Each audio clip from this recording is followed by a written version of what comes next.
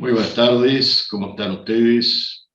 Nuevamente aquí para hablar de temas relacionados con el programa que la cátedra está siguiendo en estos momentos, que obviamente tiene que ver con derecho empresarial, y dentro de lo que es derecho empresarial, de este programa tan interesante que tiene la cátedra, tenemos la unidad número 9 de los contratos, y específicamente lo que vamos a hablar hoy día es contratos bancarios. Contratos bancarios, un tema por demás importante para nuestra materia. Desde luego que ustedes pueden remitirse al Código Civil y Comercial Unificado de la Nación, al capítulo 12, donde van a encontrar justamente el título Contratos Bancarios, sección 1, disposiciones generales, y de allí en adelante, del artículo 1378, el tratamiento que recibe en el Código Civil y Comercial Unificado este tema en particular. Nosotros, por nuestra parte, vamos a comenzar diciéndole que la unidad número 9 habla acerca del régimen general de contrataciones. Obviamente se refiere a contrataciones bancarias en su carácter de profesional, transparencia de las condiciones contractuales, un punto por demás importante, contratos bancarios con consumidores y usuarios. La verdad es todo un tema, les pido que estén atentos cuando la vean a la clase a través de la grabación, porque es contratos muy específicos cuando hablamos de contratos con consumidores y usuarios. Estamos hablando de contratos de consumo, muy, pero muy importante el tema. Depósitos bancarios, conceptos, clases, cuenta corriente bancaria, otro de los temas, concepto, naturaleza, modalidades, servicio de cheques, resúmenes, préstamos, concepto, comparación con el mutuo, descuentos de documentos, aperturas de crédito, cajas de seguridad, también otro tema interesante, concepto, naturaleza, función de las mismas, y custodia de títulos, conceptos y obligaciones de las partes. Son algunos de los temas puntuales que aborda esta unidad número 9 del programa de la cátedra. Bien, vamos a comenzar con contratos bancarios. Bien, cuando hablamos de contratos bancarios, a ver, ¿qué concepto podemos ofrecer al respecto? Vamos a minimizar esta partecita para poder desplazar la pantalla. Un segundo, por favor.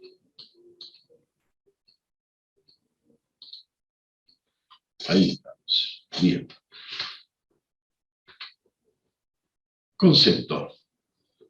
Decimos que contrato bancario es aquel que se establece entre una entidad financiera y cualquiera de sus clientes, mediante el cual surgen una serie de obligaciones para las partes, o sea, tanto para el banco como para sus clientes, y que guarda relación con los productos y servicios ofrecidos por la entidad. A esto denominamos condiciones contractuales. Condiciones contractuales. Una definición muy acertada sobre lo que es un contrato bancario. El mismo código también aporta lo mismo con respecto al concepto. Y bueno, el artículo 1378 del Código Civil y Comercial Unificado, ustedes pueden también tener un concepto, una definición sobre este particular, ¿no?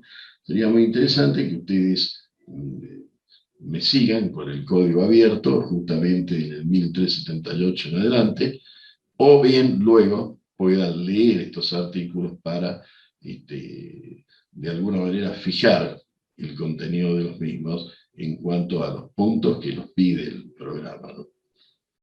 Bien, seguimos adelante.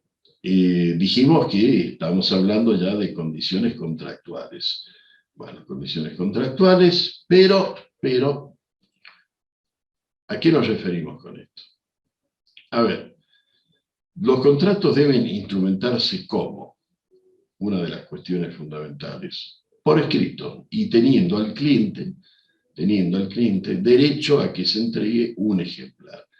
El cliente siempre debe recibir de parte de la institución bancaria un ejemplar. Esto no viene de este código unificado de agosto del 2015, esto ya viene del código de Vélez Arfield, el doble juego de ejemplar. De manera que para nosotros no es nada nuevo que aquí se incorpore el doble juego de ejemplar, o una copia de todo lo que ha suscrito el banco, en el banco el cliente, en el banco el cliente. Eso es fundamental. Además, el cliente, si el banco no le entrega, tiene derecho a exigir que se le entregue una copia de todo. Contenido del contrato. A ver, ¿qué debe contener este contrato? Bueno, en el mismo se debe, de manera que no es una cuestión facultativa, por eso recalcamos y hemos colocado allí en negrita ese se debe, especificar la tasa de interés en cualquier precio, gastos, comisión y otras condiciones económicas a cargo del cliente. Esto es fundamental. Es fundamental, reitero. Se debe especificar esto que nos está diciendo aquí puntualmente el PowerPoint, que obviamente ustedes lo van a encontrar también en el texto del código. La tasa de interés, gastos, comisiones y otras condiciones económicas que estén a cargo del cliente, de esa institución. Con respecto a la información, ¿qué decimos? Con respecto a la información, los bancos deben informar en sus anuncios de manera clara la tasa de interés, gastos, comisiones y demás condiciones económicas de las operaciones y servicios ofrecidos por la institución bancaria. En este sentido, el Código Civil y Comercial 1382 ya nos adelanta que el banco debe comunicar, dice el código, debe comunicar en forma clara, escrita o por medios electrónicos previamente aceptados por el cliente. Atención, si es por medios electrónicos previamente, estos tienen que ser aceptados por el cliente para que les llegue la información periódica que el banco le debe hacer llegar a sus clientes. Y al menos una vez al año, que tiene que ver con, con el desenvolvimiento de las operaciones correspondientes, en este caso, a contratos de plazo indeterminados o de plazo mayor a un año. De manera que allí mismo también fija algunos plazos el código para el cumplimiento de esta obligación de parte de la institución bancaria.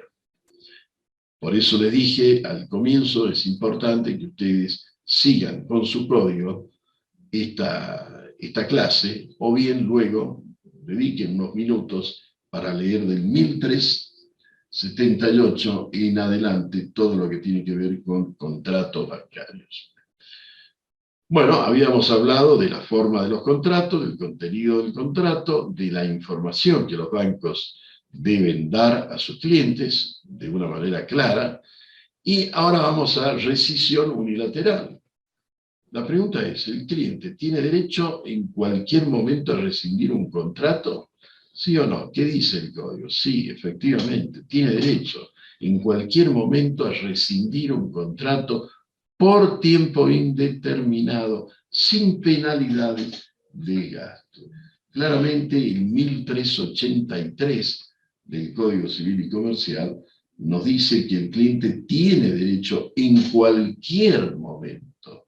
¿Qué quiere decir esto y por qué lo aclara el código? Porque por allí la institución bancaria puede fijar plazos determinados para que el cliente acceda a ejercer este derecho. Entonces ya se adelanta el código y nos dice que el cliente tiene derecho en cualquier momento,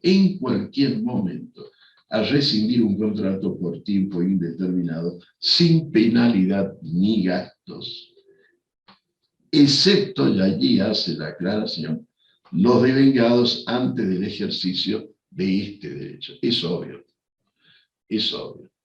Bien, reitero aquí al final del PowerPoint, conceptos y características generales de los contratos bancarios, va del 1378 al 1420 de nuestro Código Civil y Comercial de la Nación.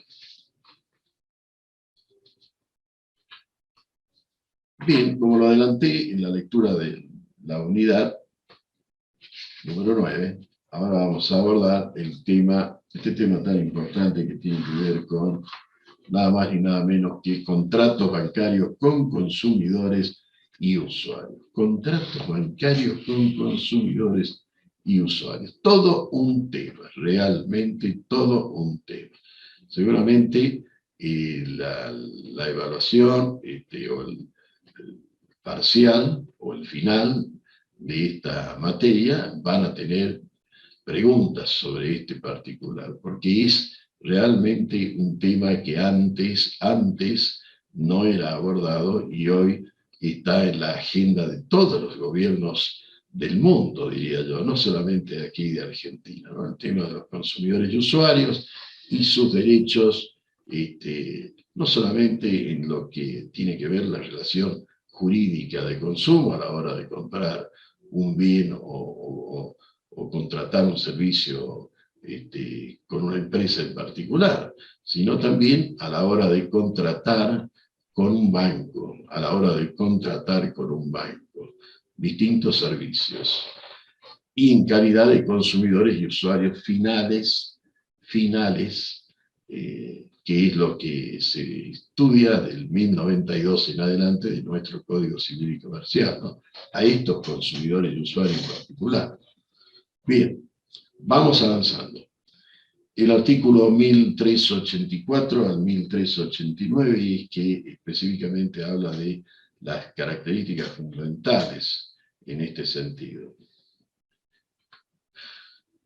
Con respecto a esto decimos que una de las partes del contrato bancario, en este caso, es ¿quién? Un consumidor. Y la otra parte, una empresa.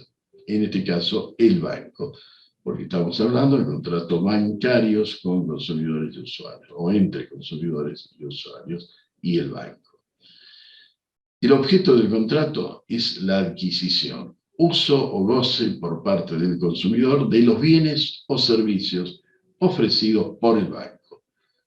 Y su uso debe ser privado. Perdón, ya sea para uso propio o de su grupo familiar o social, sin vínculo con su actividad comercial. Está bien la aclaración esta aquí al final, porque justamente eso es lo que da la calidad de consumidor en el marco de la ley 24.240 y sus modificatorias, 26.361, artículo 1092, como dije antes, del Código Civil y Comercial de la Nación, modificado, vigente a partir de agosto del 2015, también recrea esa condición cuando habla de consumidores. Consumidor final. Y puntualiza que debe ser, obviamente, para su uso privado o de su grupo familiar o social, pero jamás para ser incorporado a una actividad comercial, ya sea suya o de terceras personas, jamás. Únicamente para su uso personal, familiar o social. Allí lo destaco al final, regulación artículo 1092 y sucesivo del Código Civil y Comercial de la Nación. Entonces, antes de pasar al nuevo PowerPoint, destacamos que cuando hablamos de contratos bancarios, como dijimos anteriormente, con consumidores y usuarios, estamos hablando con aquel contrato que se firma entre la institución bancaria y un consumidor. entre la institución bancaria y un consumidor. En este caso, debe ser un consumidor final. ¿Para qué? Para que el servicio o los bienes a adquirir sean para uso propio de su grupo familiar o social. Punto. Seguimos. Depósito bancario. Depósito bancario lo tenemos muy claramente listado en el artículo 1390 del Código. El artículo 1390 en adelante, contratos en particular, aquí ya pasamos a contratos en particular, y tenemos toda la información relacionada con, en este caso, depósito bancario en dinero. Depósito bancario en dinero. Y decimos que hay depósito de dinero cuando el depositante transfiere la propiedad del dinero al banco, quien tiene la obligación de devolverlo en la moneda de la misma especie. Deposito pesos, tengo que recibir pesos. Y cuando el depositante se lo pida, no debe haber impedimentos, salvo, ya lo veremos más adelante, algunas cuestiones virtuales. O al vencimiento del término, una de ellas, o del preaviso acordado entre las partes. Entonces, depósito bancario, reiteramos, es el contrato a través del cual vos, depositante, transferís la propiedad del dinero, de tu dinero, al banco. Quien tiene la obligación de devolvértelo en la moneda de la misma especie, si es peso, si es dólar, cuando el depositante se lo pida. Y desde luego teniendo en cuenta estas dos cuestiones finales del párrafo que dicen vencimiento del término o preaviso acordado con la institución bancaria. Bien, ahora tenemos clases de depósito en dinero, clases. Decimos entonces que este depósito puede ser a la vista. El cliente deposita su dinero y puede disponer del mismo cuando quiera, no hay plazo. Un ejemplo que citamos aquí es caja de ahorro. Vos depositas en tu cuenta de la caja de ahorro, primero abrís, obviamente, tu caja de ahorro en el banco, en la entidad bancaria, te darán seguramente una tarjeta para que manejes tu dinero sin necesidad de ir por ventanilla humana a retirar, y si no, irás directamente por ventanilla para retirar el dinero, la parte o el total de lo que depositaste. Pero nos referimos puntualmente en que ahí tenés un caso puntual, una caja de ahorro. Bien. Y la caja de ahorro va a ser operativa una vez que la habilite el banco, te van a dar, obviamente, el número de caja de ahorro, te van a dar una tarjeta para que, como dije antes, movilices el dinero a tu gusto. O puede ser a plazo, otra de las clases de depósito en dinero. Puede ser a plazo. Esto otorga al depositante el derecho de una remuneración. Si no retira la suma depositada antes del término del preaviso convenido. Y claro, se refiere a lo que comúnmente denominamos, vamos a depositar plazo fijo. Un dinero a 30 días, o a 60 días, o a 120 días. Bueno, durante ese tiempo, que es el convenido, no podés disponer del dinero. No podés disponer del dinero. Esto es así. Por eso, a plazo, lo dijimos al comienzo, otorga al depositante el derecho de una remuneración. Pero sí lo que vas a lograr es intereses generados sobre ese dinero que vos has depositado.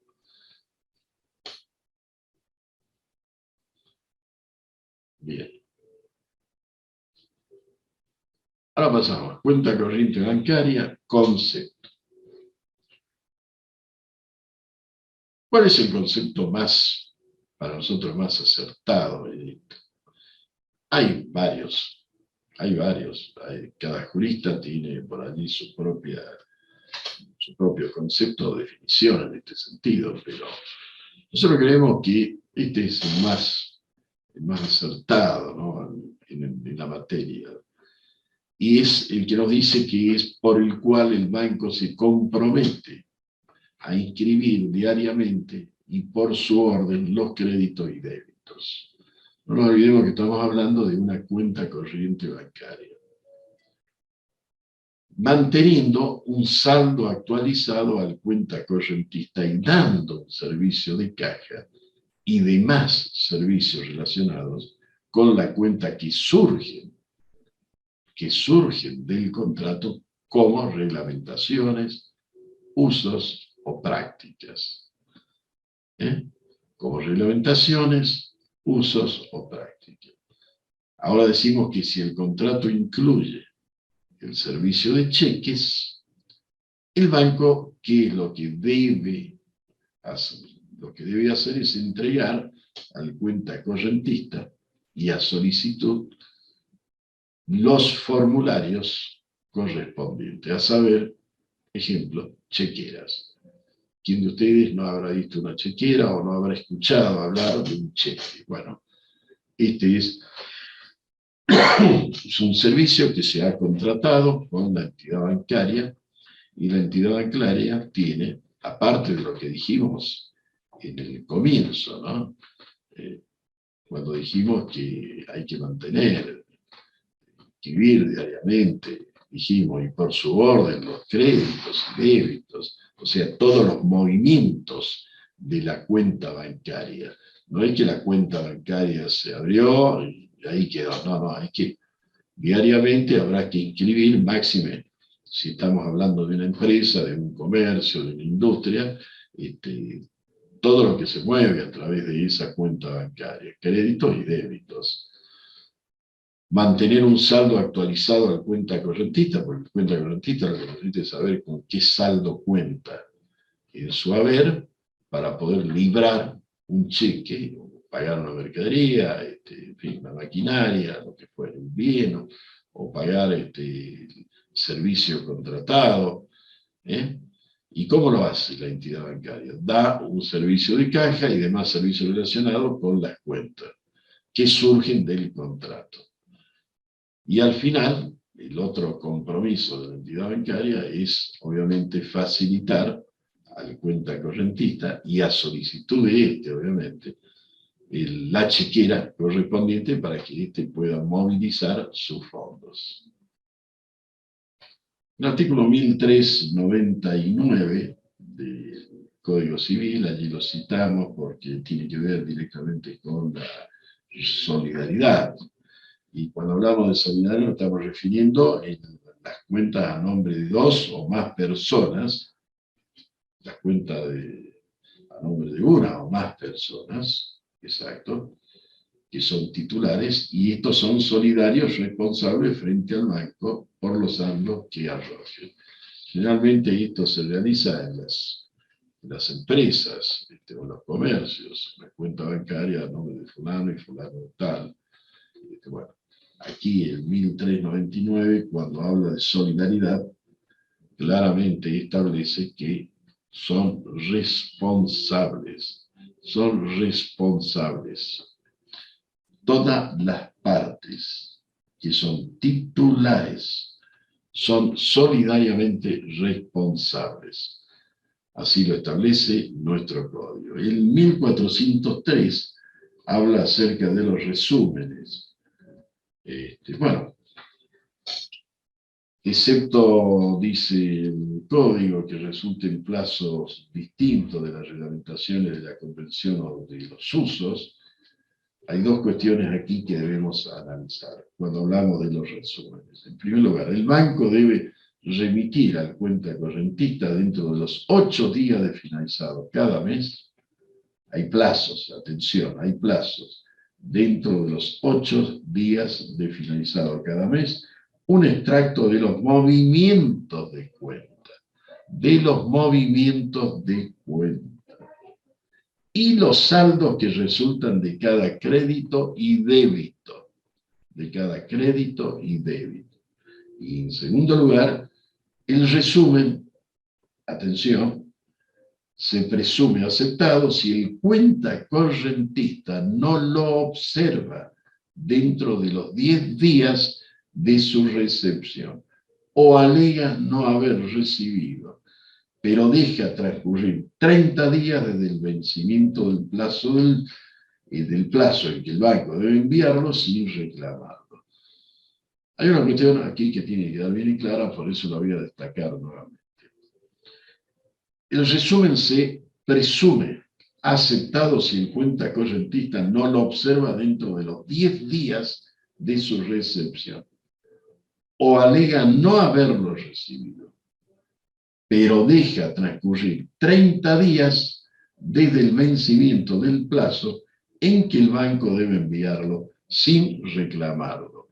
También aquí hay una responsabilidad, obviamente, del cuenta correntista que debes tener bien presente, y es reclamar si no se cumple por parte de la institución bancaria con lo establecido aquí, en el artículo del Código. Las comunicaciones previstas en este artículo, esto también es importante tenerlo en cuenta, deben efectuarse en la forma que disponga la reglamentación, que puede considerar la utilización de medios mecánicos, de medios electrónicos, de computación u otros. Entonces, todas estas cuestiones deberán estar debidamente ya calculadas por el cuenta correntista, porque también él debe informarse acerca de los distintos medios por los cuales puede informar a la entidad bancaria sobre cómo recibir esta información y a través de qué medios la entidad bancaria se los va a hacer llegar. Y aceptarlo, desde luego, ¿no? Si es que está dispuesto a recibirlo por esos medios. Cierre de cuentas es otra de las cuestiones que yo les pido que ustedes tengan en cuenta también, porque el 1404 del Código Civil y Comercial de la Nación es muy claro en este sentido. Esta puede ser una pregunta de examen o no, pero forma parte de lo que es la unidad y, bueno, tenemos que mencionarla. La cuenta, ¿cuándo se cierra una cuenta? Empecemos por ahí, sería la pregunta del millón. ¿Cuándo se cierra una cuenta bancaria? A ver, tenemos algunos puntos para detallar. El primero de ellos, por decisión unilateral de cualquiera de las partes. Yo me levanto y digo, mirá, no necesitamos más la cuenta bancaria, vamos a cerrar. Hay una decisión allí unilateral de parte de quién, de parte del cuenta correntista. Bueno, previo aviso con una anticipación de 10 días, es lo que establece la ley, excepto pacto en contrario que haya con la institución bancaria. Por allí la institución bancaria dice, bueno, si usted en algún momento decide cerrar su cuenta, tiene 8 días o 5 días para avisarnos con anticipación. Seguramente presentará una nota, o bien utilizará otros medios electrónicos, en fin, los medios con los cuales usted esté trabajando con la institución bancaria.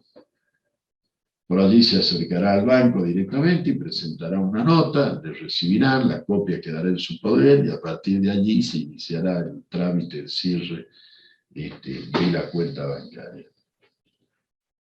Otra de las posibilidades es por quiebra, muerte o incapacidad del cuenta correntista. Esa es la otra cuestión que se puede plantear también. Quiebra, bueno, muerte es obvio, o incapacidad del cuenta correntista. También puede ser por revocación de la autorización para funcionar,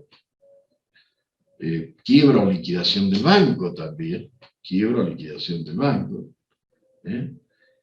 Por las demás causales que surjan de la reglamentación o de los, en este caso, de la convención o de los contratos suscritos oportunamente.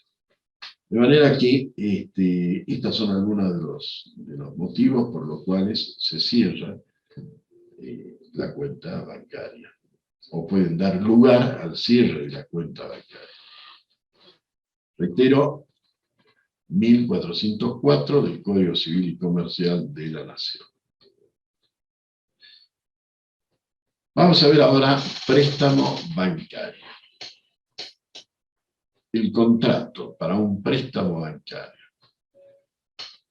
es por medio del cual el banco se compromete a entregar una suma de dinero,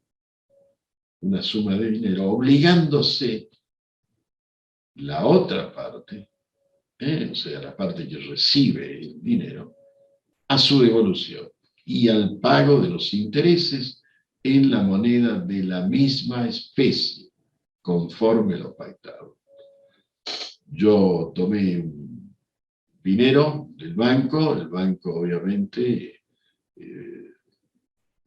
genera en mí la obligación, inmediatamente yo recibido ya, perfeccionado el acto, recibido el dinero, se genera la obligación de parte mía de la devolución de ese dinero. Pero indudablemente que va a haber que pagar intereses. Los intereses los va a fijar la entidad bancaria. Bueno, tanto la devolución del capital como de los intereses deberán ser en la misma moneda de la especie recibida. Eso es lo que aquí queremos decir, ¿no? Conforme lo pactado con la entidad bancaria. Recuerde siempre que estamos hablando ahora de un contrato de préstamo bancario y dijimos al comienzo que era fundamental que usted cuente con una copia, con un ejemplar de todo lo firmado. Obviamente, y en este caso también. Descuento bancario es un contrato por el cual el titular de un crédito contra tercero lo cede al banco y le anticipa el importe del crédito. Antes hablábamos de descuento de documentos, ahora podemos hablar de otros títulos que pueden ser descontados por el banco. En la moneda de la misma especie, obviamente, pesos, conforme con lo pactado con la entidad bancaria para este tipo de operatorios. Reiteramos, descuentos bancarios. Bien. Cuando hablamos de apertura de crédito, concepto, aquí tenemos otro tipo de contrato, apertura de crédito. Decimos que es por medio del cual el banco se obliga al cambio de una remuneración en la moneda de la misma especie de la obligación principal. Entonces, decimos que es por medio del cual el banco se obliga a cambio de una remuneración en la moneda de la misma especie de la obligación principal, conforme con lo pactado, a mantener a disposición de otra persona un crédito de dinero, dentro del límite acordado, o sea, tiene que haber un monto fijado, y por un tiempo fijo o indeterminado. Aclaramos al final también que si no se expresa la duración de la disponibilidad, se considera de plazo indeterminado. Y acotamos que este tema tan puntual sobre apertura de crédito lo vamos a ubicar en el artículo 1410 al 1412 de nuestro Código Civil y Comercial de la Nación.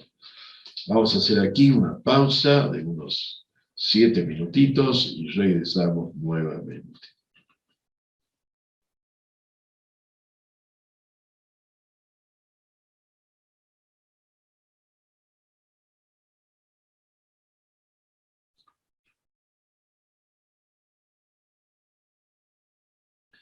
Bien, ya estamos nuevamente con ustedes. Habíamos desarrollado el PowerPoint sobre apertura de crédito, concepto. También habíamos mencionado algo que considero sumamente importante destacar, y es la necesidad de que ustedes recurran a la lectura del artículo 1410 a 1412 del Código Civil y Comercial de la Nación, para tener mayores precisiones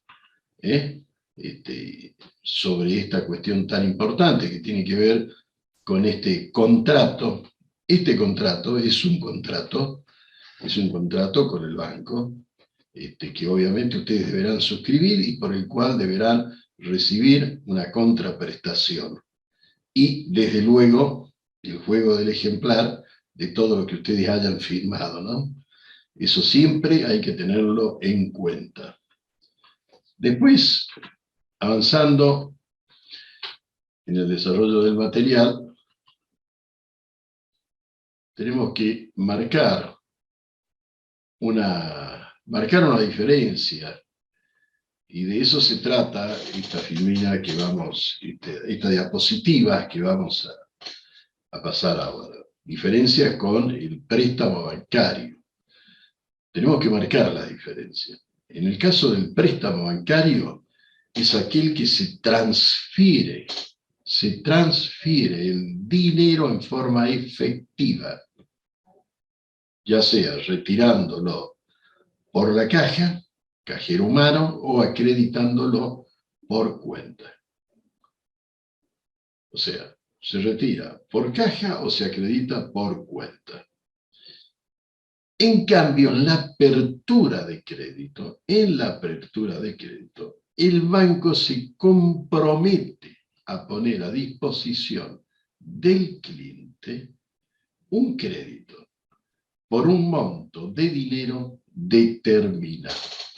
Allí están las diferencias. El préstamo bancario, vas al banco, y obviamente se puede dar o que te transfirió el efectivo, ya sea a través de una cuenta que vos tengas, o lo podés retirar por cajero humano, o por la atención que generalmente se presta en los bancos y por las cajas. En cambio, en la apertura de crédito, el banco se compromete, como lo decimos allí bien claramente, a poner a disposición del cliente un crédito por un monto de dinero determinado. Bien, marcadas estas diferencias, avanzamos sobre el otro tema puntual que aborda la unidad que estamos estudiando. Y es servicio de caja de seguridad. En primer lugar, concepto. Aquí también tenemos otro tipo de contrato bancario, pero este es por el servicio de cajas de seguridad, que obviamente están instaladas dentro de la institución bancaria, ¿no? Con la seguridad, los controles, no solamente la seguridad por parte de la fuerza pública, sino también monitoreadas desde distintos ámbitos para evitar lo que todos sabemos, ¿no? Los robos que escuchamos por allí, en fin, todas estas cuestiones, que el delito está a la orden del día, y desde luego también tendrá su mirada puesta en estos temas. Bueno, en este caso, el servicio de caja de seguridad que nosotros contratamos con el banco lo hacemos a través de ¿qué? De la suscripción, de la firma de un contrato.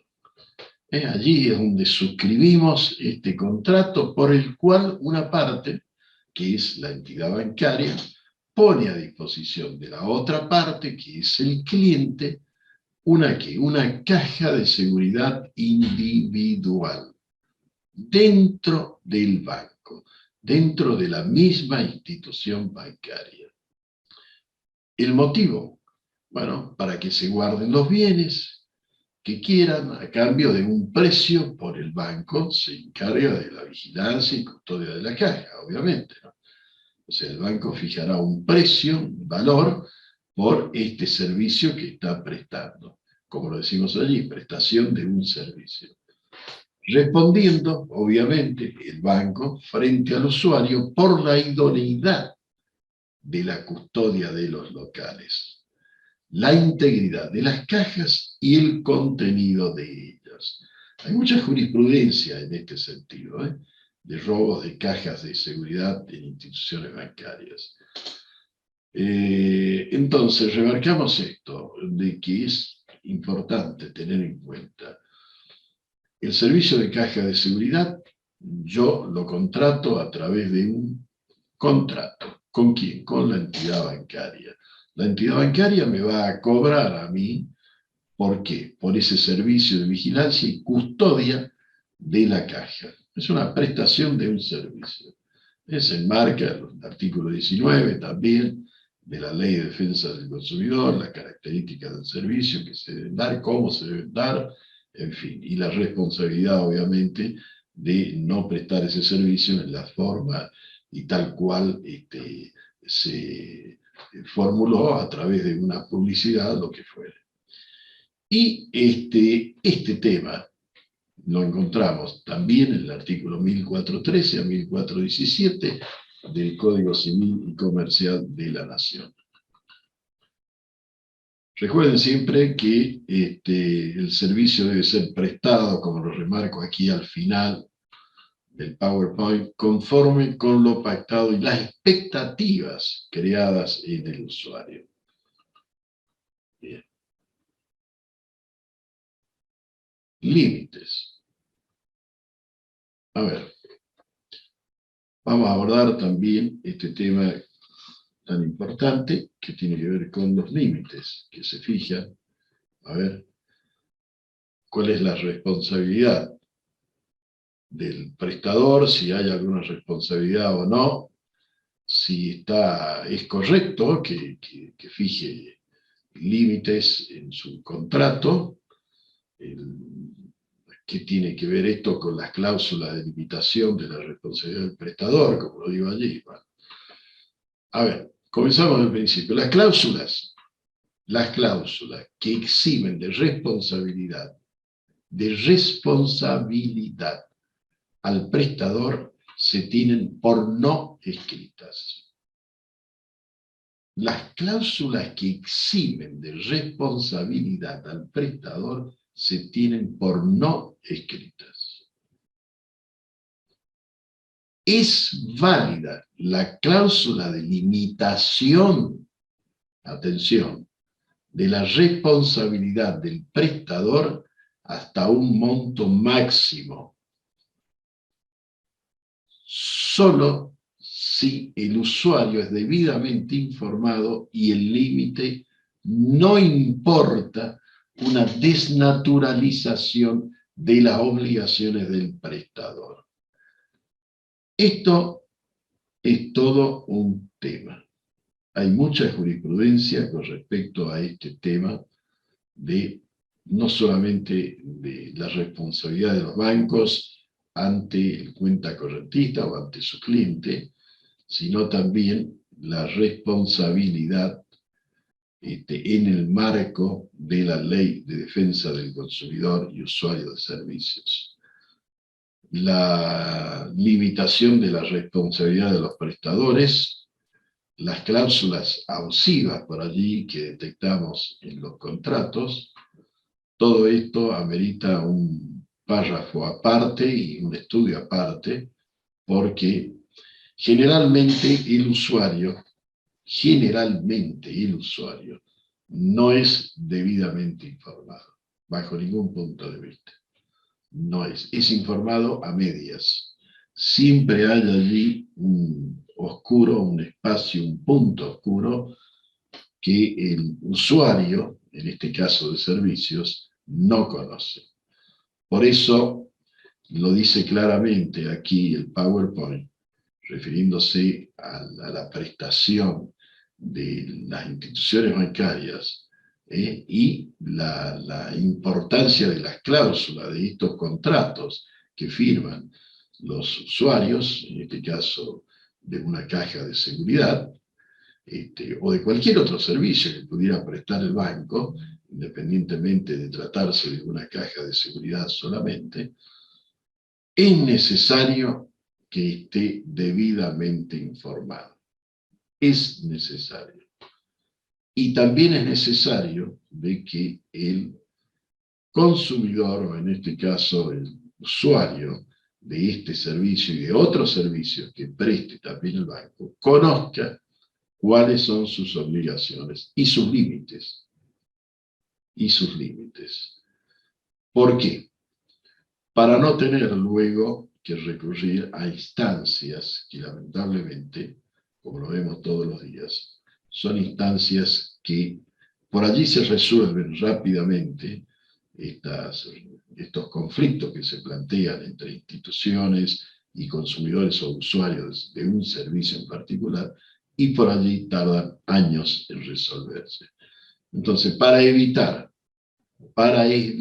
situaciones complicadas luego, complicadas que lleven, al contrario de beneficiar al consumidor o al usuario, lo lleven por una senda de mayores gastos, en contra de su patrimonio. Para evitar todo esto es fundamental que haya información de parte del prestatario, información en este caso de parte de la institución bancaria, información suficiente y veraz, como lo dice la ley.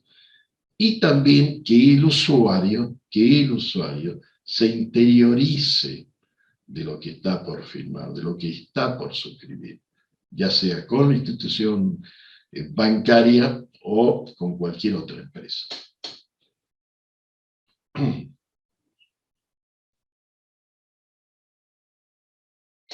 Siempre siguiendo en el uso de la caja de seguridad, ahora hablamos de la pluralidad de usuarios. Con respecto a esto decimos que si los usuarios son 2 o más personas, cualquiera de ellas, indistintamente, tiene derecho a acceder a la caja de seguridad. Cualquiera de ellas. Obviamente, ¿cuál es la condición sine qua non? ¿Cuál es la condición sine qua non? Que estén debidamente autorizadas para hacerlo. O sea, el banco tiene que tener acreditado quiénes son los que van a acceder a estas cajas de seguridad, a estas o a esta caja de seguridad. De estar debidamente registradas y autorizadas por la institución bancaria, se debe tener en claro que tienen derecho a acceder a la caja, sin ningún otro impedimento. ¿Qué hay del retiro de los efectos, de las cajas de seguridad? Bueno, aquí lo tenemos clarificado, puntualizado en este PowerPoint. Decimos que vencido el plazo, resuelto el contrato por falta de pago, por cualquier otra causa, convencionalmente prevista, obviamente, el prestador debe dar a la otra parte aviso fehaciente del vencimiento operado. De manera que, no sé si ustedes se dan cuenta de la responsabilidad que encierra a la institución bancaria tener presente todos estos detalles. Porque aquí habla del prestador, el prestador debe, no es una cuestión facultativa, el prestador dará, verá, podrá, no, debe dar a la otra parte aviso fehaciente del vencimiento operado. ¿Por qué? Bueno, como dijimos al comienzo, vencido el plazo, resuelto el contrato por falta de pago, cualquiera de las dos circunstancias, o por cualquier otra causa que está convenida, que está en el contrato y que fue prevista, el prestador debe dar a la otra parte, aviso fehaciente del vencimiento operado. También está previsto el apercibimiento de proceder pasados 30 días del aviso, a la apertura forzada de la caja ante un escribano público. Pasados los 30 días, en este caso el prestador, con la presencia de un escribano público, podrá proceder a la apertura forzada de la caja de seguridad. Lo dijimos antes, lo reiteramos ahora, debe notificar al usuario la realización, en este caso ya de la apertura forzada de la caja, poniendo a su disposición el contenido de la misma. Desde luego, y obvio, previo pago de lo adeudado por el plazo de 3 meses, vencido dicho plazo, y no habiéndose presentado el usuario, podrá cobrar el precio impago de los fondos hallados en la caja. O sea, que de una u otra manera se va a cobrar lo adeudado el prestador. Si el usuario no acciona y desde luego no cumple con sus obligaciones previamente establecidas. En sus efectos, se puede proceder a la venta, también el prestador, de los efectos necesarios que hay allí en la caja de seguridad. ¿Para qué? Para cobrar lo adeudado en la forma prevista en el 2229 del Código Civil y Comercial de la Nación, dando aviso al usuario, dando aviso siempre al usuario. El producido de la venta se aplica al pago de lo adeudado. Esto es así de clarito, no hay para qué darle más vueltas. El producido de la venta, el prestador dirá, bueno, ¿cuánto es lo adeudado? Tanto, bien, se aplica al pago de lo adeudado. Y se le notificará, obviamente, al usuario en su momento. Y como digo allí al final, y también lo dice el código, los bienes remanentes deben ser consignados judicialmente por alguna de las vías previstas en el Código Civil y Comercial. Ahora vamos con otro de los títulos bancarios. Custodia de títulos, concepto. Este contrato es por medio del cual el depositante le paga al banco una remuneración a cargo de que éste realice la custodia de títulos en administración. La custodia de títulos en administración, procediendo a su guarda, gestionando el cobro de los intereses o los dividendos y los reembolsos del capital por cuenta de aquel y le dé la tutela de los derechos inherentes a los títulos. El 1418 al 1420 del Código Civil Comercial de la Nación clarifica este tema puntualmente, custodia de títulos, y sería interesante que ustedes vuelvan a repasarlo. Lamentablemente el tiempo a mí ya no es suficiente, no me da para ampliar más el concepto, pero es un tema por demás importante, y hemos agregado al final del PowerPoint que esta actividad económica y financiera abarca la custodia de carteras de inversión en todo el mundo, no solamente acá, formadas por acciones y participaciones, hasta otros productos tales como bonos de inversión o letras del tesoro, que seguramente son más familiares, o en donde ustedes están más familiarizados por lo que a diario se trata en noticieros y demás medios de información. Fin de la presentación. Esto no significa de que el tema se agota aquí. Hemos tratado de ir lo más rápido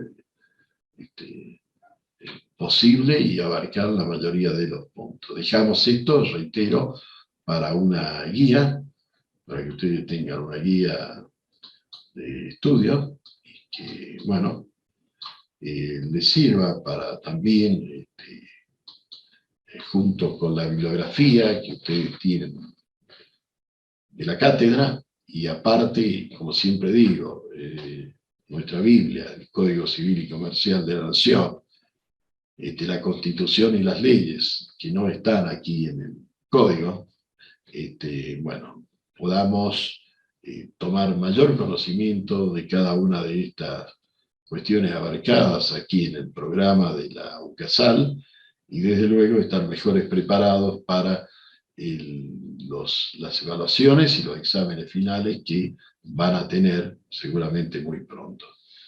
En nuestro próximo encuentro estaremos hablando y abordando el tema de contrato de seguro. Todo un tema también, contrato de seguro.